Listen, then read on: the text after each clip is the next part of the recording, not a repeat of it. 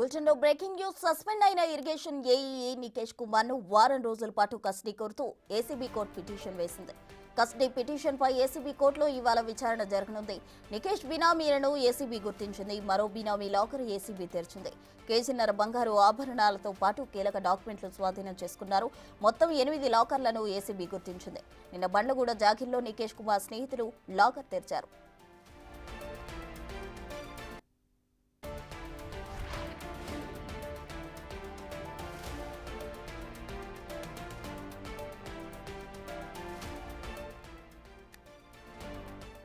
Suspend అయిన irrigation AEE Nikesh Kumar ను వారం రోజుల పాటు కస్టడీ కోరుతూ ఏసీబీ కోర్టు పిటిషన్ వేసింది. అయితే కస్టడీ పిటిషన్ పై ఏసీబీ కోర్టులో ఇవాళ విచారణ జరగనున్నట్లు తెలుస్తుంది. ఇక నికేష్ బినామీలను ఏసీబీ గుర్తించింది. మరో బినామీ లాకర్ ఏసీబీ తెరిచింది.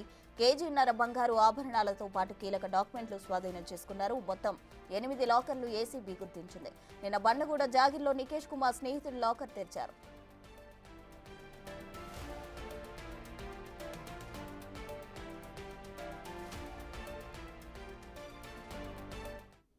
సస్పెండ్ అయిన ఇరిగేషన్ ఏఈఈ నికేష్ కుమార్ ను వారం రోజుల పాటు కస్టడీ కోరుతూ ఏసీబీ కోర్టులో పిటిషన్ వేసింది. దీనికి సంబంధించి పూర్తి వివరాలు మా ప్రతినిధి సురేష్ అందిస్తారు. సురేష్,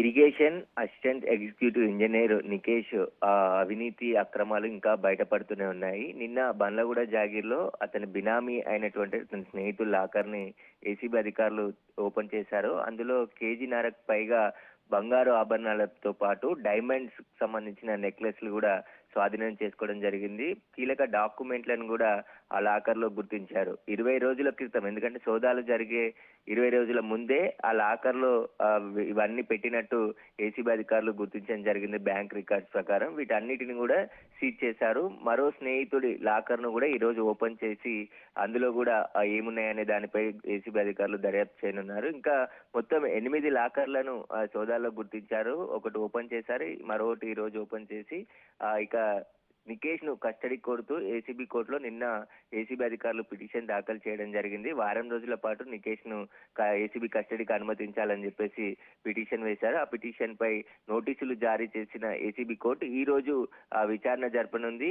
వారం రోజుల పాటు కస్టడీకి అనుమతిస్తే ఏసీబీ అధికారులు నికేష్ ను కస్టడీకి తీసుకొని విచారించనున్నారు. మిగతా లాకర్స్ ను కూడా ఓపెన్ చేస్తే ఇంకా పెద్ద ఎత్తున నికేష్ కి సంబంధించిన అక్రమాస్తులతో పాటు బంగారు ఆభరణాలు కూడా బయటపడే అవకాశం కనబడుతుంది. ఏసీబీ చరిత్రలోనే అతి భారీ తిమింగలంగా నికేష్ ని గుర్తిస్తున్నారు. ఇతనికి సంబంధించిన బినామీలందరినీ కూడా ఇప్పటికే ఏసీబీ అధికారులు గుర్తించడం జరిగింది. వారికి సంబంధించిన విచారణ ఒకవైపు కొనసాగుతూనే కస్టడీకి తీసుకున్న తర్వాత నికేష్ కి సంబంధించిన సెల్ ఫోన్స్ ఏవైతే 5 సెల్ ఫోన్స్ ఆయన ఇంట్లో స్వాధీనం చేసుకోవడం జరిగింది. ఆ సెల్ ఫోన్స్ ని ఎఫ్ఎల్సీకి పంపించారు. ఆ ఫోన్ లో ఎలాంటి సమాచారం ఉంది, ఎవరెవరితో మాట్లాడారు, ఎక్కడెక్కడ నగదు లావాదేవీలకు సంబంధించిన విషయాలున్నాయనే దానిపైన కూడా ఏసీబీ అధికారులు దృష్టి సారించడం జరిగింది. ఇక ఆయన బ్యాంక్ అకౌంట్ తో పాటు మిగతా అకౌంట్స్, ఈయనకు సంబంధించిన బినామీల అకౌంట్స్ ను కూడా ఏసీబీ అధికారులు పూర్తి వివరాలు ఇవ్వాలని చెప్పేసి బ్యాంకులకు లేఖలు రాయడం జరిగింది. పూర్తి విచారణ ఒకవైపు కొనసాగుతుంది. ఆయనను ఈ రోజు కస్టడీకి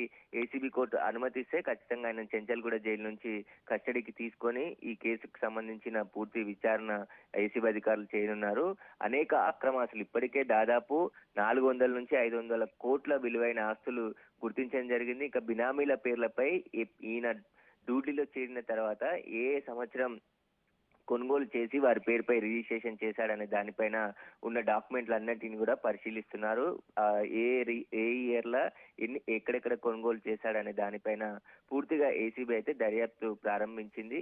నికేష్ కు సంబంధించిన బినామీల లిస్ట్ అంతా కూడా ఇప్పటికే ఏసీబీ అధికారులు గుర్తించారు కాబట్టి ఆయన కస్టడీ తీసుకున్న తర్వాత మరింత లోతుగా దర్యాప్తు చేయనున్నారు. Right Suresh, thanks for the updates.